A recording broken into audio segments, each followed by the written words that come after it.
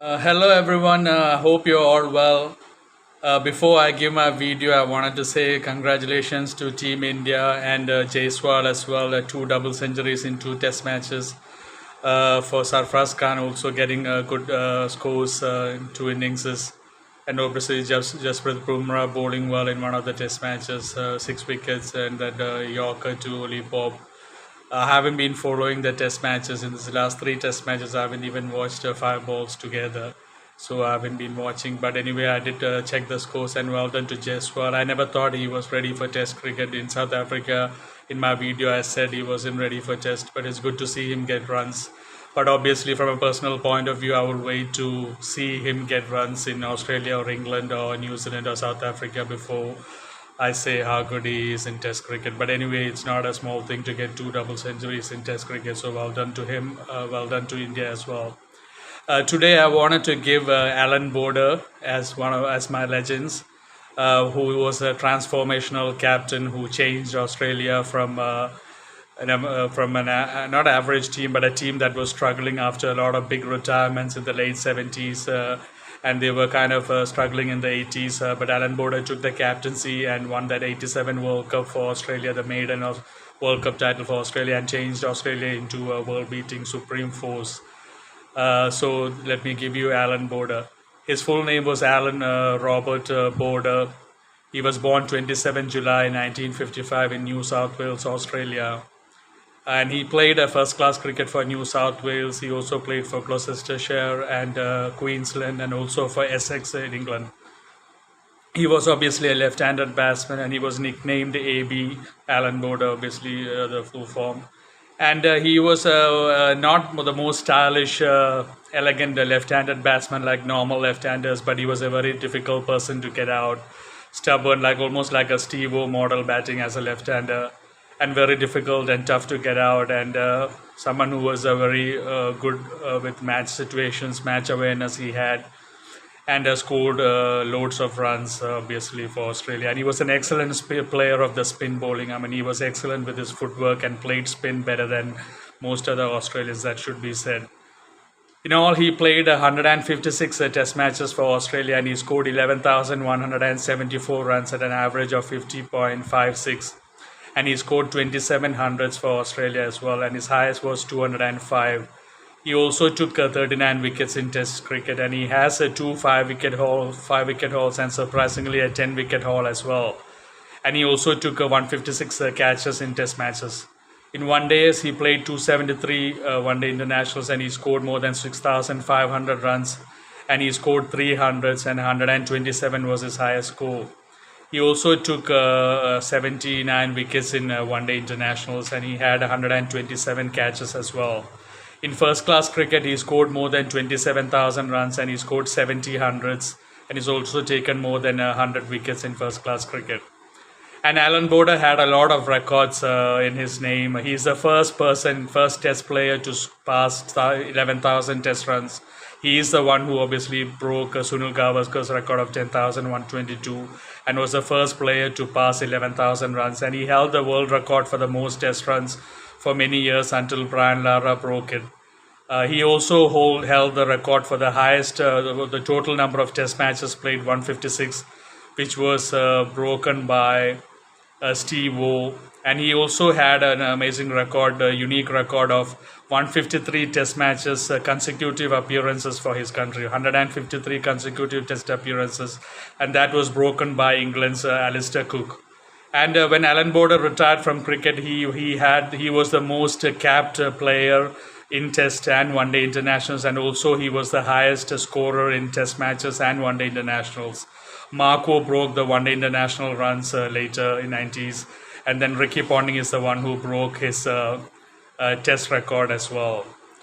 And his record of 156, he had the 156 catches that he had was the highest by a non-wicket keeper in Test cricket, and that was first broken by Mark Taylor of Australia, who became the captain after Allan Border as well. He also had a record. He batted in the highest number of Test innings, 265, until it was broken by Sachin Tendulkar of India. And he also has another record. He is the only batsman in Test cricket who has scored 150 or more in both the innings. I mean, he did that against Pakistan at the third Test in Lahore in 79-80. Around that time, he scored the third Test. He scored 150 not out in the first innings, and he scored 153 in the second innings, thereby becoming the only player in Test history to score 150 plus in both the innings of a Test match. In 79-80 against India, he also scored 542 runs, and he scored 160 plus in the Madras Test as well. So that's why I said, I mean, scores against India and Pakistan are showing, I mean, against really quality spinners. He was the best player of spinner in the Australian team. He was really good with his footwork against the spinners and handled them really well. And he took over I mean, in the 70s, I was saying, I mean, there was a big retirements from Dennis Lilly, Jeff Thompson, Greg Chappell, Ian Chappell, a lot of Rodney Marsh, a lot of big retirements in the 70s. And in the 80s, Australia were like in a new territory with a lot of young players and a lot of senior players out.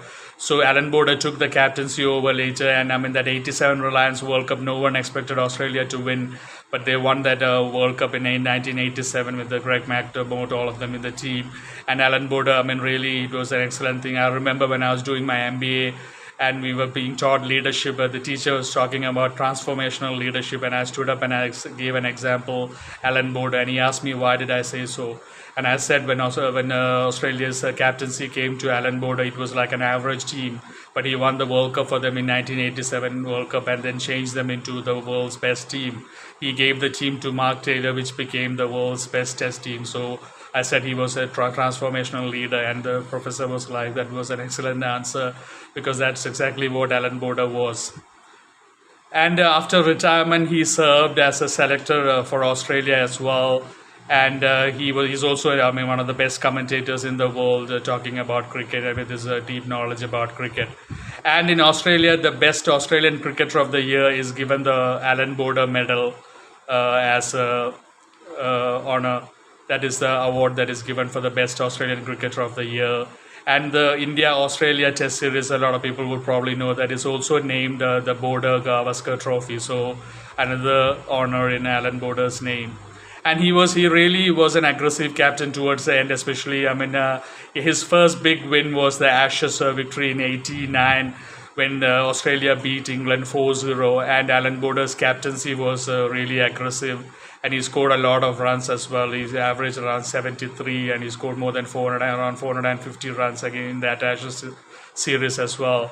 So he really led from the front batting wise, and also his captaincy was very aggressive. And he really, I mean, at that point, I mean, a lot of bowlers he didn't have. I mean, at the time, Alan Border's captaincy, he had Greg McDermott, later on Merv Hughes, Bruce Reid, all those bowlers. But I mean, 70s, he didn't really have a Dennis Lilly or a Jeff Thompson in the attack like the 70s Australian team had. So it was a really turnaround time for Australian cricket when they had a lot of retirements. So a lot of credit should go for Alan Border for standing in the front and leading from the front. He was a really transformational, aggressive captain, highly respected around the world. And Alan Border gave a team to Mark Taylor, that Mark Taylor obviously it became the world's best Test team that eventually went to Steve-O as well, then Ricky Ponting. But the start of it all was Alan Border, and even Shane Warne, the great Shane Warne, started playing under Alan Border's captaincy, like I have mentioned in some of my videos. So a lot of credit should also go to Alan Border for showing the faith in Shane Warne. I mean, Shane Warne didn't have a great first Test against India and the series, but Alan Border showed his faith in Shane Warne and gave him the attacking fields and gave him the belief and the confidence that leg spinner wanted at this stage. So a lot of credit should go for Alan Border for grooming Shane Warne and showing the confidence in Shane Warne as a youngster, and also leading from the front as a captain, and always batting with purpose and not giving his wicket away. And he was a really stubborn person to get out. I mentioned he was not the most stylish, elegant left-handers, but he was one of the most difficult people to get out. He used to just occupy the crease and grind you out. That's why I said he was like a Steve-O model as a left-hander. He was really good with the match awareness that he had, and he really played accordingly. And in Test cricket, I mean, in one-day cricket, he was a very good batsman. Obviously, having played that many matches, won the World Cup as well. He was a very good batsman, and he could also bowl part-time spinners. I have seen Vivian Richards and Alan Border laughing in an interview where Alan Border bowled. They showed the video of Border bowling Vivian Richards out. But that was just like fun. But Alan Border was a very good spinner in his own terms, left arm spin, very good. I mean, during one days, especially to change the pace of the game, and in the mid overs. And Alan Border in 1982, he was the one of the Wisden cricketers of the year as well. Alan Border. So that is my video on Alan Border, who was one of the main figures of Australia transforming from. Obviously, in the 70s, Australia was a very great team. But like I said about Richie Benaud and Alan Davidson, once in the 50s, 60s, they brought them back after a slump. And Alan Border is totally responsible for Australia's growth from that 80s slump in the 80s after a lot of retirements. Alan Border is the one who brought Australia back to the pinnacle of world cricket, winning that Reliance 1987 World Cup, and then just the confidence increased. And then they changed into one of the world's best teams and became the best test team and the best one-day team in the world. So all credit to Alan Border, who is a transformational captain. I hope you have enjoyed this video on Alan Border, and you have relived some of the moments. A lot of world records in his name, like I had mentioned. A lot of being broken obviously later on, but he's the first batsman to pass 11,000 test runs, and a lot of records in his name, catches, number of appearances, etc. Hope you have enjoyed this video. Take care. God bless you.